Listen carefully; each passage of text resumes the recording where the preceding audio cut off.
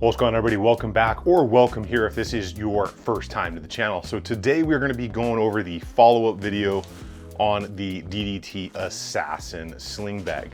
So this was my daily kind of carry bag for a while, and then I kind of moved into the urban discreet version that they have because it's a little bit more low-key, but this one has some pretty cool options that one doesn't. And I really just like to do videos of follow-ups on some of these bags and some of the items that I've used a little bit more long term. So being that I haven't been carrying this one around with me every day, it's kind of been residing in my truck as my kind of like emergency roadside bag. And that doesn't mean that it doesn't get a lot of use. Out here in Arizona, temperatures in vehicles get extremely hot. It's constantly in the sun. So it's definitely taken a little bit of a beating out there because of that Arizona heat.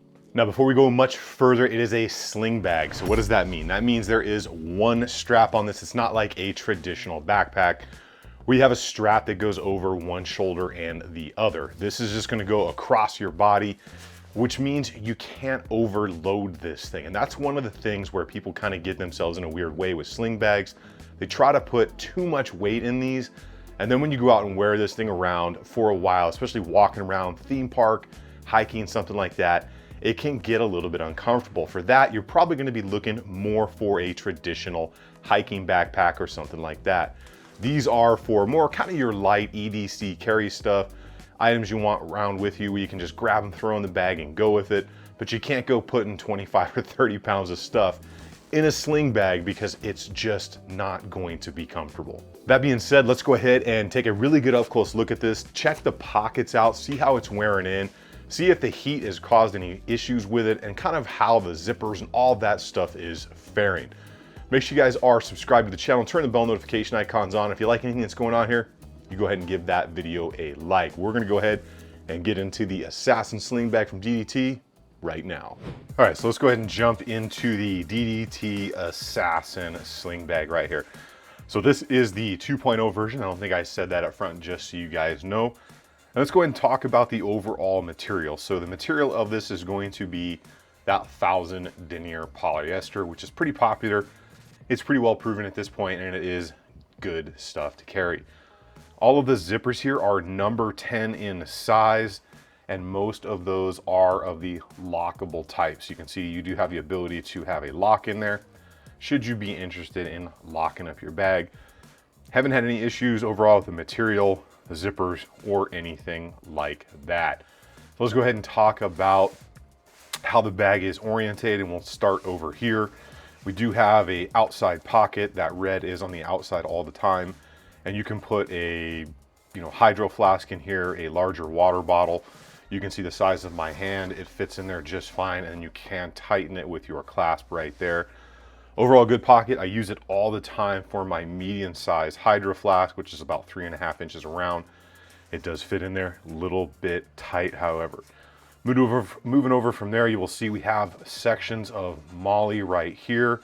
You can see I do have, a couple of little kind of frays and, rub marks on here just from being thrown around the truck and all that stuff.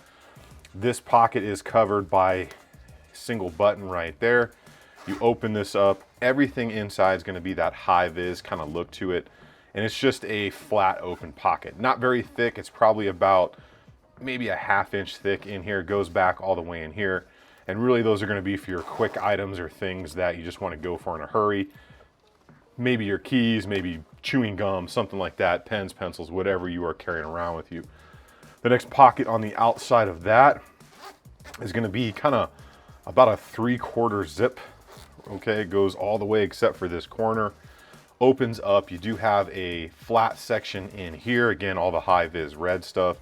Main open pocket. You can kind of see this has got some pretty good stains because I've had just a bunch of different stuff in here over the past year. A little hanger and clip for your keys, and then this kind of soft protective pocket right there. And you'll be able to kind of see that it has like a kind of like a subdued DDT in there. I don't know if it's going to show up very well on camera, but hopefully you guys can see that. So overall, a decent sized pocket.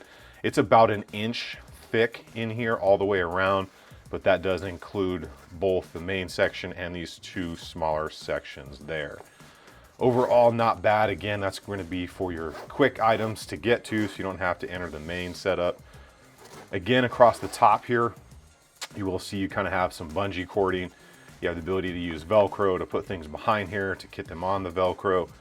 And then you will have another 3/4 style zip pocket in here. And you do have all of this nice kind of bungee material to keep things in through the back of it right here. Again, all high-vis res, and then a main open section behind. So I used to keep a tourniquet and medical gear and all kinds of stuff in here because it was just super handy. Again, that is about an inch, maybe a little bit more than an inch thick.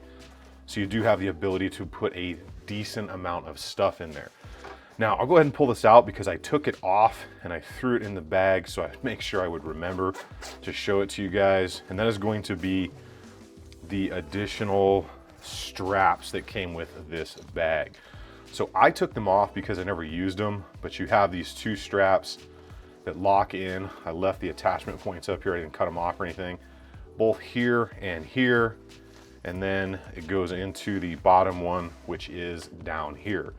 So you can have this strap across here as well. Say you want to put like a jacket or something through there. I just never found myself using it, so I took this off and just kind of put it in a drawer with some other stuff for other bags. So moving into the main sections of the bag right here. Again, it's going to be kind of like a 3/4 open to the corner, and you're going to expose your main cabinets right here. So you're going to have a large open high-vis area here, a smaller one here. I do wish there was a little bit of change in these, and we'll talk more about that in just a second. You got 2 of the same size, kind of sectioned off net portions right here. Again, with a good solid zipper that goes across. And then you do have one kind of flex buckle right there. Velcro on the inside and the ability to store a pretty good amount of stuff in here. For me, I always kept my notebook in there. This is my Popov leather notebook. Pretty good size. It's the size of a small pad, and I would always keep that back in behind that buckle just like that, so you can kind of see the size of that and what you can fit behind there. This will also fit on this side. You can throw it in here. You have a decent amount of space to work with if you want to have a book or something like that in there, but I just found that it fit best over here and was easiest to access over here. Overall, not bad. I do dig the pocket right there, although I do wish there was some form of retention for them. Now, getting into the main back section right here, we do have, again, a little bit more Velcro in there. I'll kind of turn it inside out. So if you want to put like a covert holster or something like that in there, you can. But this is also the area where you have your hydration bladder opportunity. So you can have a hydration bladder tube come out here. This will fit a 2-liter hydration bladder. And then up in here, you can tuck away your kind of lumbar or waist strap that will come out the bottom corner right there. So the back of it is completely mesh, and it is kind of, there's about, I want to say a little over 1/4 of an inch of padding, and it's pretty nice. So it's not fraying, it's not coming apart, and this thing just moves around my truck all the time. So holding up very nicely. Moving into the strap itself, I'm gonna zip that back up. You can see the part that goes around your body and touches it is going to be that nice padded mesh material as well.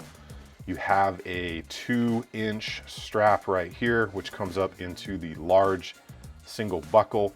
And then you have a little bit of MOLLE attachment. This is the area for that cross strap. You have a metal clip right there so you can hang keys or whatever you want, a kind of lanyard. All this opportunity here that you can put things through, strap them through. It's just all over the side, it's all over the strap. Coming up to there, you do have your single drag handle right here. It is non-adjustable. And then you have just a single tab right here that you could put like a small carabiner or something through. Overall, it is a solid bag. Haven't had any issues with material coming apart. We've got plenty of room. You can see right there how much material I have wrapped up in there, so a ton of room for adjustment. The most wear I would say is coming in right here. You can kind of see where I've got a little bit of fraying right in that area, and that is just because this is what touches me the most. Every time I put the bag on, take it off, it drags over, and then this strap is what drags across the truck and the seat as I hang it over the seat. that's about the most wear that I am seeing on it, besides areas like this where you just kind of get, you know, some scuffing, some of those rub marks on it. None of the stitching is coming apart, and everywhere that it counts, you can see it's all that cross stitch, box stitch. It is put together quite well for a bag in this price point. So let's go ahead and talk about how this thing wears, if there's any changes I would make to it, and overall, is this thing a decent value? All right, now that you've had a really good chance to kind of see how this thing is faring in, you saw some of those additional, you know, straps that I've taken off there, and you've seen that it does have the ability to carry like a small iPad or something like that around with you, or a hydration bladder if you are into it. Let's kind of see how this thing wears. And there are a couple different ways you can carry this. Obviously, you have a top handle here. You do have another handle right here on the side, but almost all of us are probably going to be using the actual strap, that padded strap. So to get into these, all you're really gonna do is throw it right over you like that, and you have plenty of adjustment right here. All you do is pull on the buckle right here. I kind of already have mine predetermined, and you can tighten or loosen it from there. As far as that kind of lumbar or waist strap, that really is up to you, but just give you guys a good idea of kind of how this will wear on you, how it kind of will protrude across your back, and what it's going to look like on the back of a person right here. Overall, the padding is definitely in the right places. It's not uncomfortable, like I said, unless you unload the thing, and then you can quickly get in and out of it just by using the buckle like that. So kind of up to you on whether you want to swim into it or you want to use the buckle every single time you get in and out of the bag. Now, take into account the size of this bag that I gave to you. I think it was like 17 by 9 by like 10 or something like that. That's a pretty decent sized bag. However, when you see me wear it, I'm a little bit of a bigger guy. I'm about 6'4", about 260-ish pounds right now. So take that into account when you are looking at how this thing wears on somebody like me. If you're a little bit smaller, it's going to appear a little bit bigger. And then if you're a super big hoss out there, it might seem like you're carrying around your lady's clutch on your back. Either way, it's a solid setup. All right, so having seen it, having seen how it wears and how it's kind of lasted over a year in that Arizona sun, what does it cost? Are there things I like about it, things I don't like, and things that maybe I would change? So this bag is about 56 bucks. The price has been kind of varying, and I'll leave some links down below. You guys can check that out for yourself. Overall, it's been a great bag. Like I said, it's been kind of living in my truck recently as my kind of roadside or emergency bag. A couple of things that I really like about this is obviously it's got a really nice set of storage pockets in there, especially in that smaller one.